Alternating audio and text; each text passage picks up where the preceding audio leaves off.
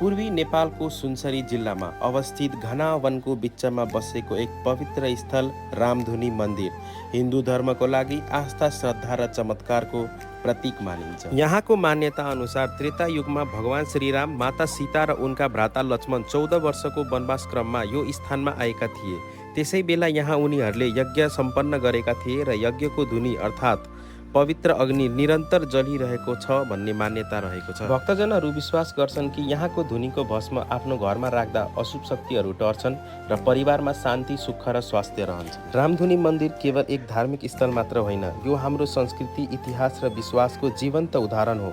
यहाँ पुग्दा हरेकको मनमा एक अद्भुत शान्ति र आस्थाको अनुभूति हुन्छ। जो कोही यहाँ आउँछन् उनीहरू केवल दर्शन गरेर मात्र होइन, मनमा नयाँ आशा, शान्ति र आत्मबल लिएर फर्किन्छन्। भिडियो मन परे जति सक्दो सेयर गर्नुहोला र बायोमा दिएको लिङ्कमा गएर मेरो युट्युब च्यानल सब्स्क्राइब गर्न नबिर्सिनुहोला। धन्यवाद।